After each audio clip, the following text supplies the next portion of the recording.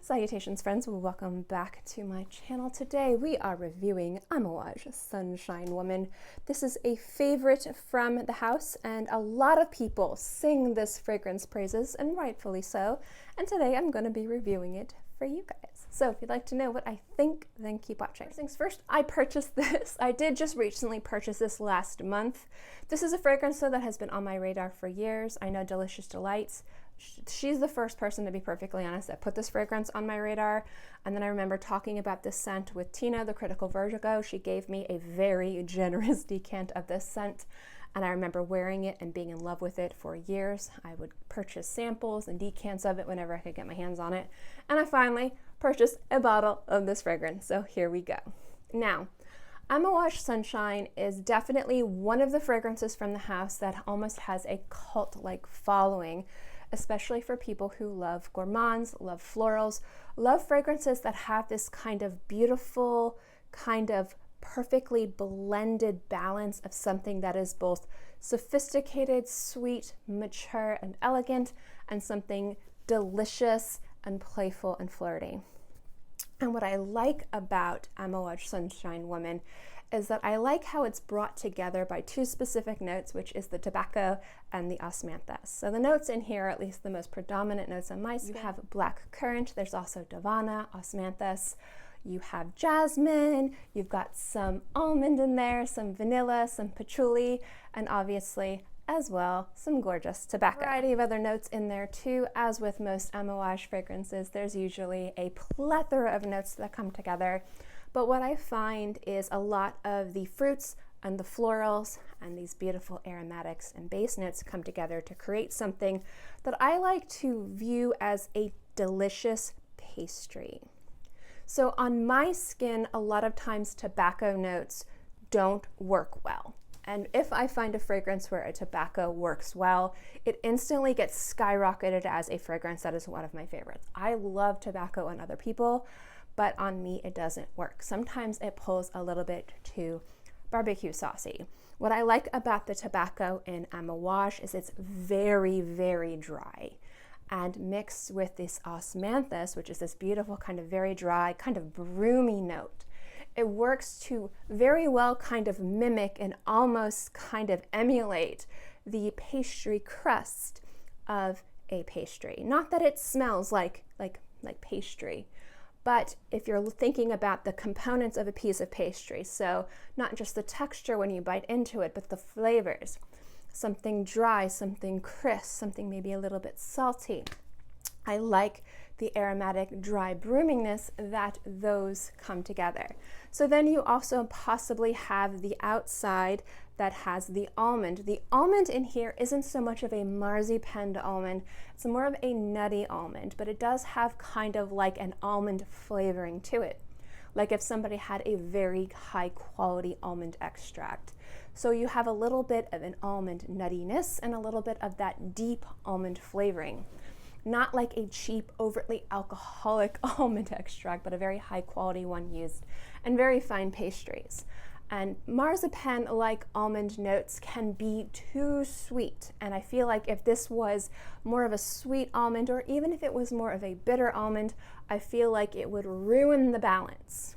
And I like that those almonds kind of mimic like sometimes those crispy almonds on the outside of these pastries. And then the inside you have some beautiful fruits and jams and a beautiful kind of, what I really like is like a cheese Danish with fruits and jams in there.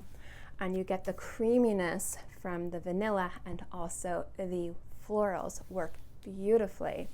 And the blackcurrant, weirdly enough, I love blackcurrant in fragrances, and it's a very distinctive note.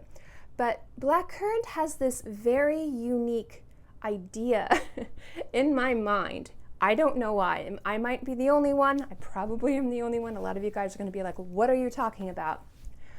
It is not identical to like a peach or an apricot or a stone fruit. But when it's paired with something, I used to love eating kind of like jams and tarts and fruits with like currants and dates and stone fruits.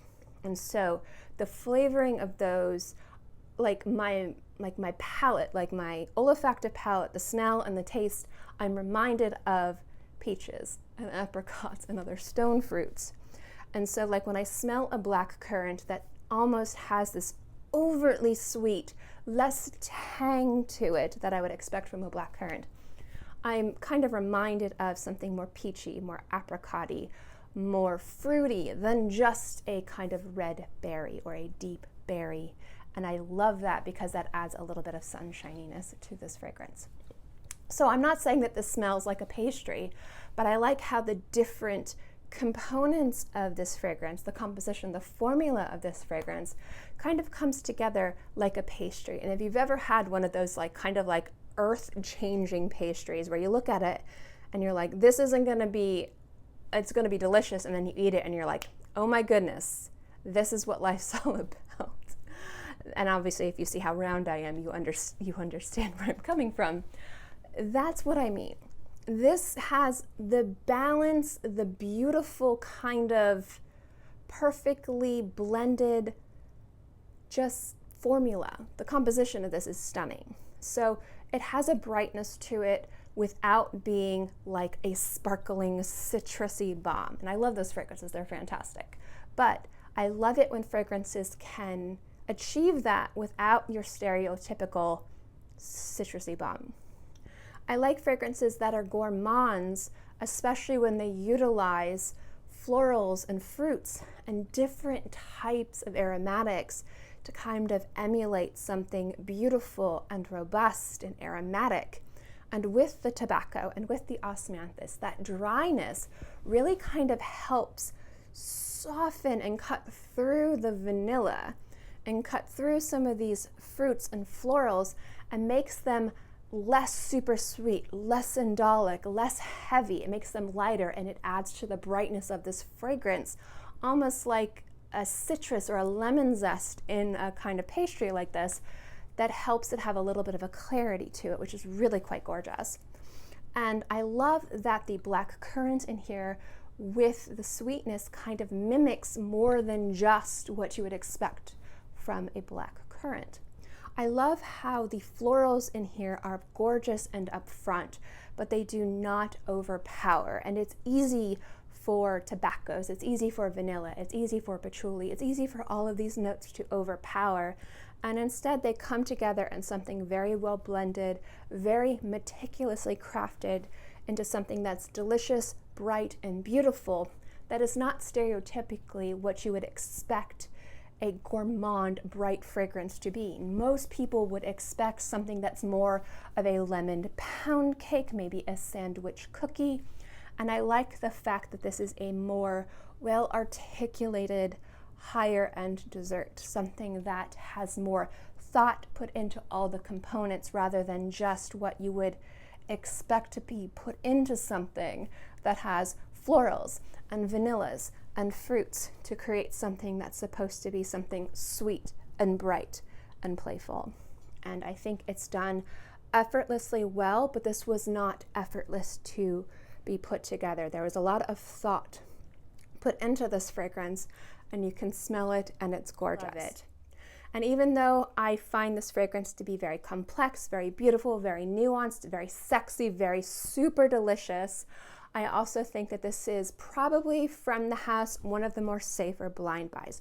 Don't blind buy it, but if we're talking about intimidating, challenging, harder to wear scents, unless you're one of the people that has issues with, like, say, papyrus, osmanthus, tobacco on your skin, this is going to be a type of fragrance that's easier to wear and easier to understand, which also means if you're looking for a professional fragrance to wear in a professional setting, I think this is something that would be fantastic for those situations. So if you want something sexy and delicious to wear to the office, this is one that you can wear. And I know a lot of people like to wear those more confidence boosting fragrances in those scenarios, and this is excellent. So also, when it comes down to projection, sillage, and longevity, I have great longevity with this fragrance. So I get about 6 to 8 hours at least on my skin, sometimes a little bit longer. It depends on the time of year. When I lived down south where it was more tropical, I'd get more 6 to 8 hours in the fall and winter, and in the summer it was more like 6. Up here I've gotten more 8 to 10 hours in the winter and more like 6 to 8 in the summer. I will say with projection and sillage, for me, this has moderate projection and sillage, so people will be able to smell it. I would say social distancing, but it's very light, and normally what people are going to be picking up at arm's length or a little bit longer are going to be more of these soft floral wisps and a little bit more of the fruit. They're going to get more of the complexity and everything else closer. It's more of a soft floral delicious fragrance the longer out you go. At least that's what I've noticed on my skin when I wear it. At the end of the day, this is a fragrance I've been meaning to add to my collection for forever. I feel like for at least 5 years. And it was one of the inspirations for my what's the word I'm looking for? New Year's resolution to add fragrances every month from my fragrance wish list. And I was like, this is a fragrance I'm going to add either January or February. And here we go. So that is my review of Amouage Sunshine Woman. I'd love to know what you guys think. Do you agree? Disagree with me? Let me know in the comment section below. And as always, guys, thank you so much for watching this video. I hope you enjoyed it, and I'll see you next time. Bye.